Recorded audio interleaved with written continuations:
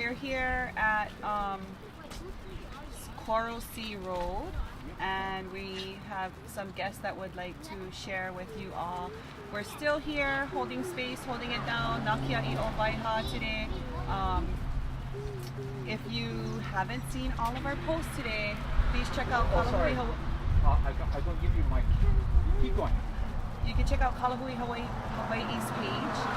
Also Honokea Wave for updates.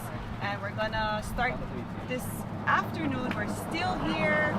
I believe it's our third live of the day interviews to get the take on our community members. So here we have today. Introduce yourself. Hello, my kako o Kalaeloa. The reason I came here, I came to kako cousin then for Honokea by Eha. I think my connection is probably through the Land Commissioner Board. I'm not a direct heir, but they are. I'm a lateral descendant of Kekanoni. So that's why I'm here to kako cousins. Mahalo. Tell us who you are and your connection to this kahea. Okay.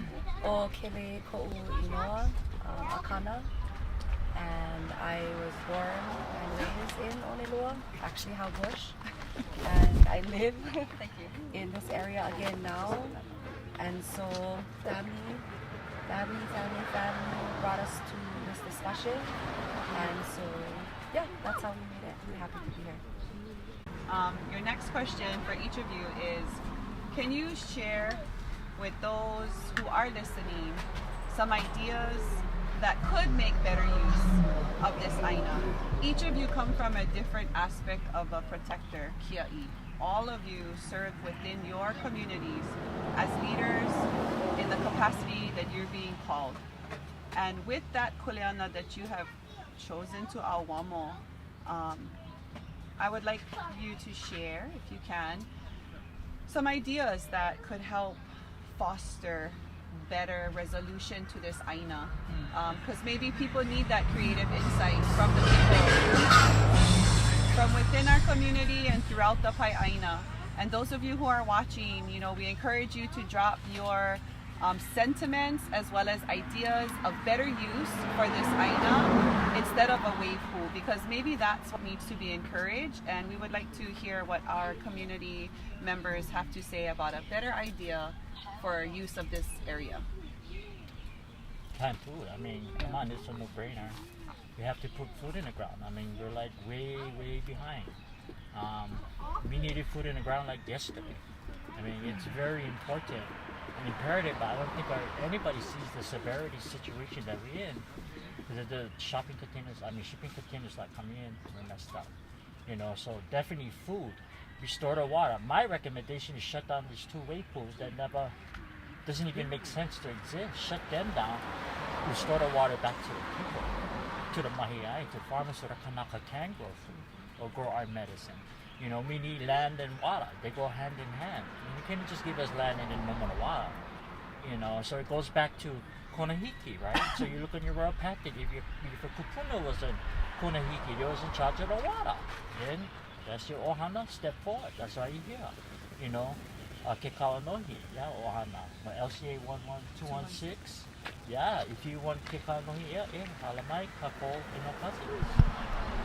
Mahalo. What's your insight of a better solution, idea, to spark creative flow for those who are in charge, who are facilitating this land use and permitting? What are some better use ideas coming directly from people within our community? So first and foremost, we got to get rid of the state. It's an unlawful trafficking operation, period, end of discussion. We are the lawfuls of the land. We have to work together. That's what I've heard since I've been home. And thank God I'm in seats with these people here, because they are making a difference.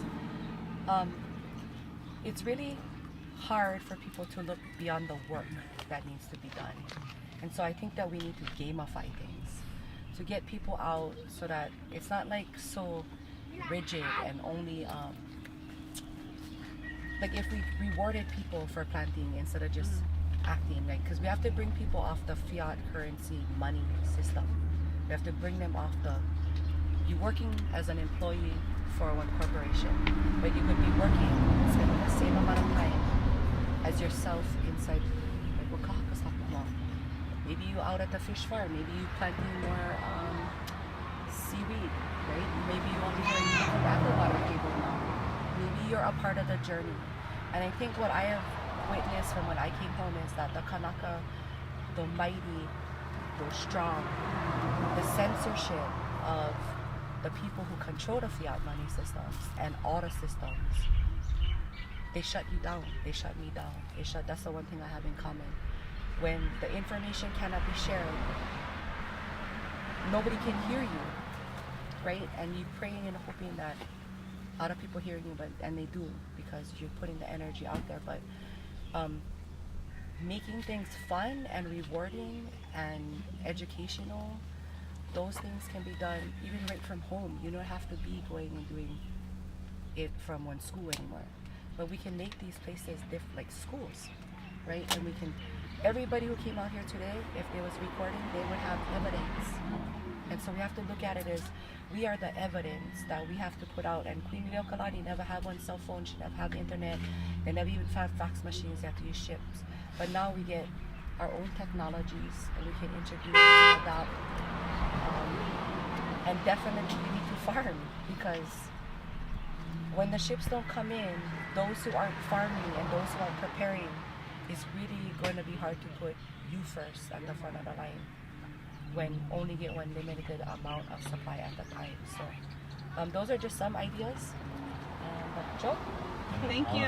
Thank you for those great ideas. Lots of lot of great information there. So let's think about what it is that we can be doing. If we are totally relying on the state to provide everything for us, or on the federal government to provide things for us, we're relying on the wrong source, right? We're forgetting about the power of the people right here, sitting right here, the power within our own communities. If you're looking for ideas as to what we can do, let's just look back at our own history in our own lands and what the people would do. What would the protectors of a particular area, what would they do? They would have to protect the ocean, you gotta protect the mountain, and you gotta protect everything in between, especially if that's in your ahupua'a, right? You have to take care of those things. If we're not taking care of the ocean, let's just think about this now. You know? The water run out to the ocean, we're not taking care of the ocean because we took the water away. That means the limu not going to grow, right? Because it needs that kind of that consistency between the ocean and the land water. It needs that brine mesh there for the limu to grow. If the limu don't grow, then what? The small fish don't eat. The small fish don't eat, the big fish don't eat. The big fish don't eat, the